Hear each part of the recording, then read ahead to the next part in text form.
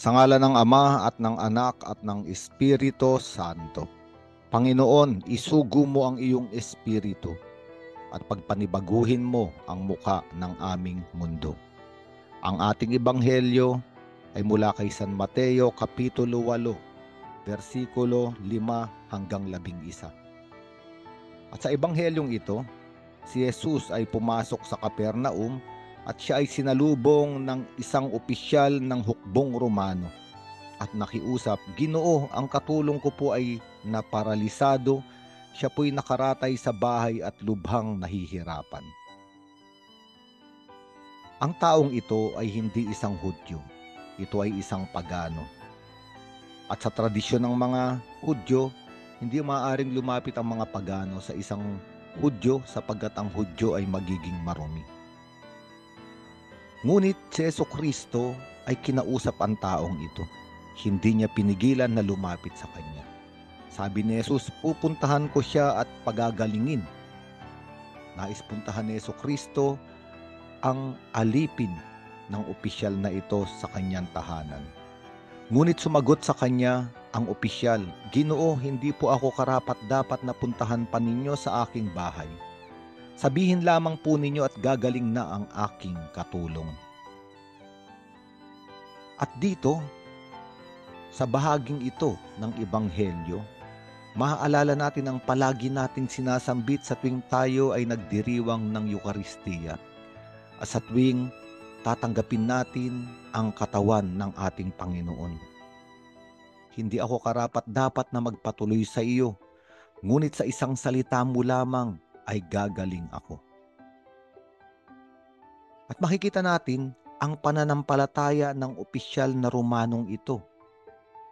Ang pananampalataya niya ay isang malakas na paniniwala na magsalita lamang si Jesucristo ay mangyayari ang kanyang sasambitin.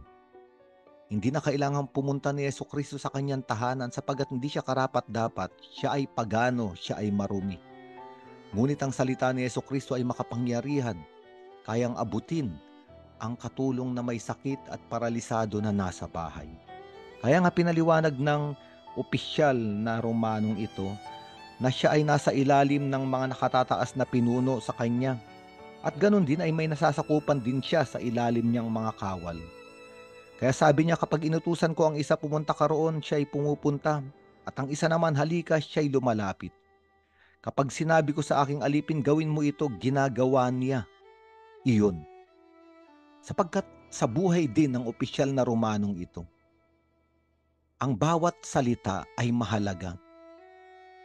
At napatunayan niya sa kanyang buhay bilang isang kawal, bilang opisyal, na kung ano man ang sabihin ay nangyayari. Sapagkat ang salita ay may kapangyarihan. At dito namangha si Jesucristo.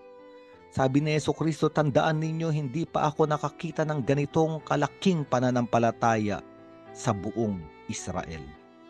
At ang pananampalataya ng taong ito ay pananampalataya sa kapangyarihan ng salita ng Diyos, ng salita ni Jesus, na kapag sinambit ay mapangyayari. Kaya nga ngayong araw na ito, tayo ay kinakausap ng Diyos at may ibinibigay siyang salita. At kung tayo ay may sapat na pananampalataya, alam natin na ang salitang ito ay mapangyayari sa ating buhay. Sa panahon nga ng paglikha, hindi naman kumilos ang Diyos. Sinabi niya lang, nagsalita lang siya, at nalikha na ang lahat. Magkaroon ng liwanag, nagkaroon ng liwanag. Maghiwalay ang tubig sa lupa at napangyari iyon. Ganon ang kapangyarihan ng pagsasalita ng Diyos. Kaya nga ngayong araw na ito, katulad ng opisyal na Romanong ito, tayo ay lumapit sa Panginoon. Panginoon, magsalita ka sa akin, sapagkat ang alipin